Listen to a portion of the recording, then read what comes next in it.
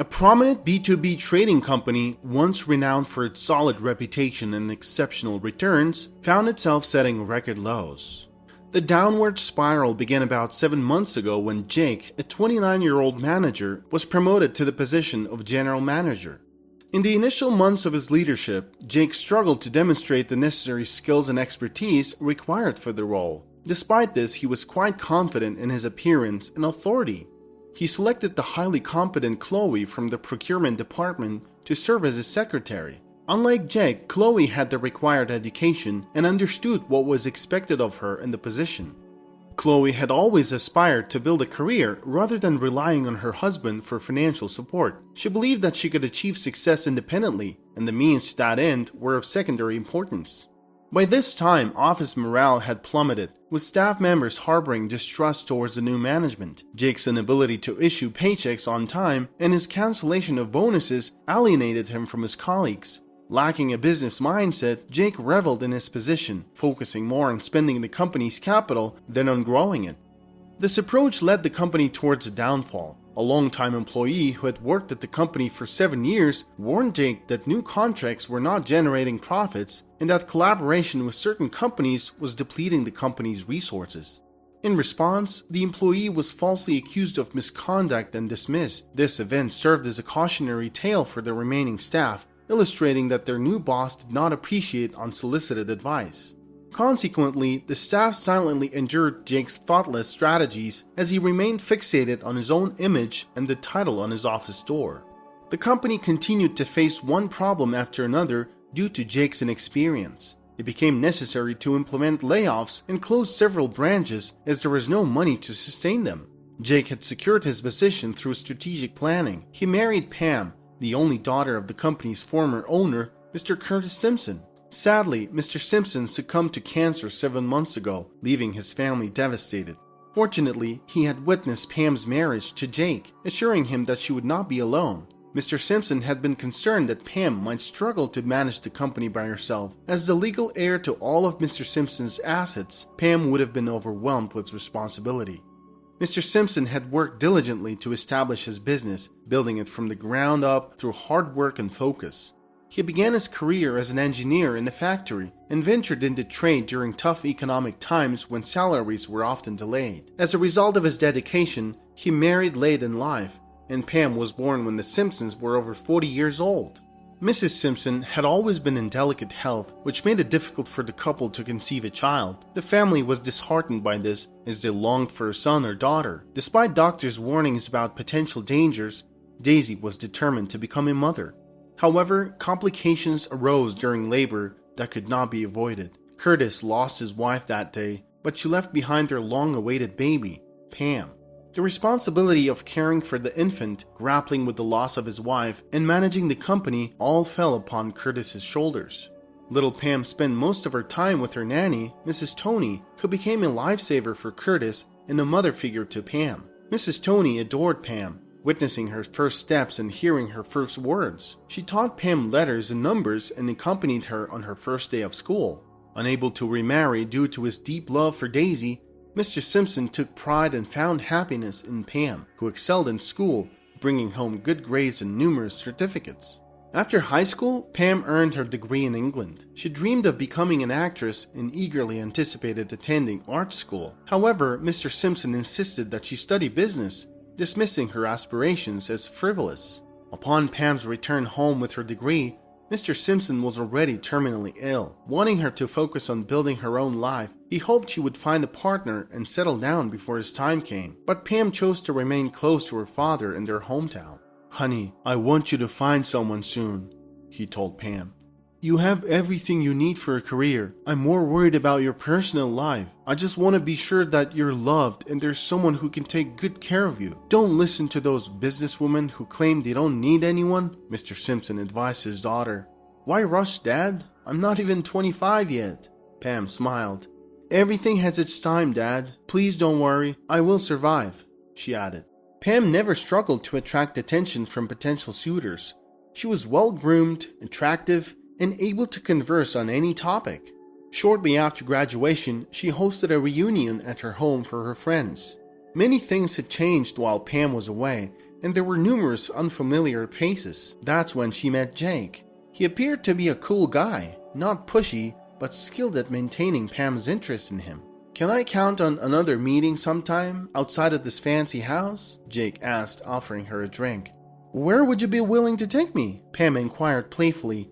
She appreciated Jake's approach and wanted to give him a chance. "What do you think about a picnic? The weather is so lovely these days. We can sit in the park, have some snacks, and hang out." That's so romantic," Pam smiled. "That would be wonderful." As time passed, Pam didn't realize how she had fallen in love with Jake. He turned out to be exactly the type of guy she had dreamed of. She felt comfortable with him and was never bored in his company. Their relationship progressed naturally, but with each passing day, they yearned to be even closer. Eventually, they began contemplating marriage. "Pam, Jake's a handsome young man. I like him," Mr. Simpson once remarked after dinner. "But promise me this, if he's your choice for a partner and you end up together, please get a prenup. I need to be sure about your future." "Of course, Dad. Let me talk to Jake and see what he says." However, after Mr. Simpson's sudden passing, Pam grieved for a while before marrying Jake. In the beginning, Jake was an attentive and caring husband. He treated Pam's loss with understanding and respect. Her friends envied her, as Jake was so supportive and courted her exceptionally well. But as soon as Jake assumed Mr. Simpson's position in the company, things changed. Work began to consume most of Jake's time, and the couple started having arguments. Before long, Pam noticed signs of infidelity in Jake and became increasingly convinced that she wasn't imagining things. Jake always had explanations for her questions and never admitted any wrongdoing. He acted as if Pam was the one being irrational and insisted there was no cause for arguments. "What do you want me to say to make you believe me?" Jake shrugged, trying to reach Pam. "I love you and only you. I don't need anyone else. Trust me." "How can I trust you after smelling a strange perfume on your clothes? How do you expect me to stay calm after that? I don't know what you're doing at work," Pam cried. "I think you're paranoid. You need to calm down. I believe you're still thinking about your father." Jake comforted his wife and put her to bed, but his assurances failed to convince her. Her suspicions only grew when she discovered that the company was facing financial difficulties. The workers were outraged, while Jake boasted that the company had achieved record-high profits in the last quarter. He enthusiastically outlined a growth strategy for the next few years. Pam knew she had to do something to expose Jake. She pondered over a secret plan for several weeks. When she was finally ready to take action, she greeted Jake at breakfast, gave him a kiss, and joined them. "Honey, I thought about what you said the other day." Pam began, noticing Jake's questioning expression. "That I was tired of worrying and couldn't let go of my loss. I think you were right. I should have listened to you earlier." "That's what I'm talking about, baby. You're in such a good mood today." "Well, that's because I booked a ticket to the Maldives, and I'm leaving tomorrow. I decided to give myself a break and step away from all this for a while. I want to try to let go and change my environment," Pam explained. "Are you sure you can do it all alone without me? I can take a few days off if you want me to," Jake offered, feigning concern. "Don't worry, I can handle it. You go ahead and work. Thanks for worrying about me." The next day, Jake insisted on taking her to the airport, just to be sure. He dropped her off and drove back to the office. But Pam didn't leave the country that morning. Jake was already relaxed at work, knowing that Pam wouldn't be around for a week. He wasn't even aware that there was a new janitor at the office, Brandy. Her appearance made some people laugh and others feel uneasy. The woman had a lump on her back and wore a bun in her unkempt hair. At first glance, she seemed to be in her 40s, but upon closer inspection, she appeared much younger. Despite her appearance, she was hired. The previous janitor had left the job due to health problems. The hiring office didn't care who the janitor was, as long as the office spaces were kept clean. Brandy wasn't welcomed warmly, and she wasn't talkative either. She had an odd gaze that often unnerved people. She did her job well, but was allergic to cleaning substances, so she sometimes sneezed and her eyes swelled. Some people were understanding, but others made remarks. Once, Jake was passing by her in the hallway. He saw her sneezing and looked at her with disgust. "You're spreading your germs all over the place by sneezing like that." The woman didn't say anything and just continued doing her job. Jake went on to scold the hiring manager. "What kind of a creep have you hired? Look at her. She stinks and sneezes all over the office." Mitchell got up and immediately confronted Brandy. "If you don't stop sneezing, you're out. Understand?" Mitchell told her. Brandy put away the chemicals, deciding to stop using them temporarily. As a result, Brandy stopped sneezing. Jake and Mitchell were later seen laughing at Brandy sneezing, but she didn't care that people made fun of her. It was clear that her job was important to her, and she wasn't going to argue with anyone. She figured that janitors weren't always treated well anyway. One evening, Brandy stayed late to clean the offices and was tidying up Jake's office. While dusting, she accidentally knocked a few folders off the desk. Papers scattered across the floor, and she began picking them up. In the process, she couldn't help but skim them. She stopped and studied one particular document. At that moment, Jake entered the room, embracing Chloe, the secretary. The couple was so engrossed in their passionate kiss that they didn't even notice the janitor in the corner on her knees, looking at the papers. "I'm tired of being your mistress," Chloe whispered to Jake. "Give me some time, baby. It's almost ready. I've fixed all the papers. We'll get rid of her soon. Her accounts will be empty and we'll take off to South America." "I can't wait for that to happen, baby," Chloe replied. When Brandy heard their words, she almost choked, but she kept her cool and hid under the table. She slowly exited the room and ran to the bathroom. A few days later, Jake was sitting in a conference room waiting for the management of a competitive company. They were going to discuss the acquisition of the company. Soon, they arrived and began the negotiations. When the competitor was ready to sign the necessary papers, Brandy walked in. "What the heck are you doing here? Don't you see we're having an important meeting? Get out of here, or you'll get fired," Jake yelled, worrying that the competitor might change their mind at any moment. Brandy didn't utter a single word. She quietly turned around, and just as they waited for her to leave the room, she removed her wig in front of everyone, letting her stunning silky hair down. She had washed off her makeup before entering the conference room, hiding her face with the wig in front of Jake. He was shocked to realize what was happening. "Good morning, everyone," Pam greeted the people sitting around the table. At that moment, a few lawyers representing her interests entered the room. Jake was at a loss for words, mumbling something incomprehensible. He knew what was about to happen. He stood up and approached Pam, trying to hug her. She didn't let him touch her. He then did something nobody expected. He got down on his knees and began asking for forgiveness. "Baby, let me explain something to you. You just don't understand. Please don't make any quick decisions. I have a perfect plan. This was all planned, alright?" But Pam wasn't convinced at all. "I gave you everything. I put a roof over your head. I'll let you take control of the company, and this is how you repay me?" Pam asked with a smirk on her face. "Honey, I wasn't going to sell the company. I was just discussing a partnership with them," Jake explained. Pam hesitated, giving Jake a glimmer of hope. "Yeah, you could be right. That's a good idea. By the way, I know you didn't come up with that on your own. I'm sure someone helped you," Pam teased Jake. "No, baby, it was my idea," Jake quickly replied.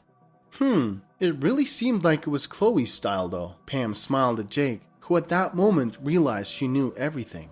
The competitors were flabbergasted witnessing the scene unfold.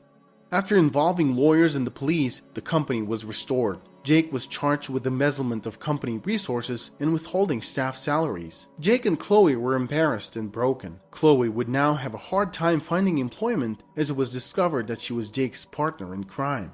Pam took on the position of the chief executive officer of the company and worked to fix all the mistakes that had been made. Her degree in business helped her a lot in this process. She was grateful that her father had insisted on it back when she wanted to be an actress.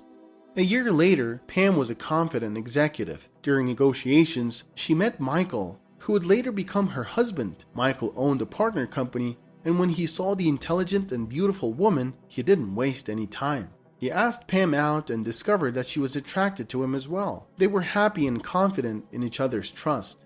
As their relationship grew stronger, they realized they complemented each other perfectly, both professionally and personally. Michael admired Pam's resilience and determination, while Pam appreciated Michael's honesty and kindness. Together, they continued to build on the success of their respective companies. The partnership between their business strengthened, leading to increased profits and industry recognition. One day, Pam received an invitation to attend her high school reunion. She hesitated, thinking about the last time she'd hosted such an event and the painful memories it brought back. However, Michael encouraged her to face her past and attend, assuring her that he would be by her side. At the reunion, Pam's old friends marveled at her transformation, from a grieving young woman into a successful and fulfilled executive. Pam and Michael eventually got married in a beautiful and intimate ceremony, surrounded by their closest friends and family. They vowed to support and love each other through all of life's challenges and joys.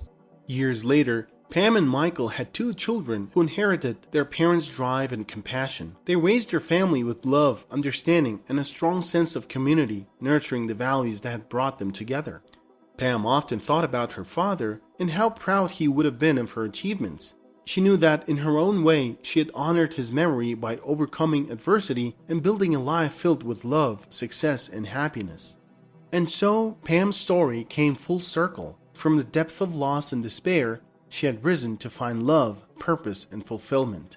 What do you think of the story and characters? How would you handle things differently? Share your thoughts in the comments, as they may be helpful for those experiencing hardships. Please subscribe and hit the notification button. Thank you for watching.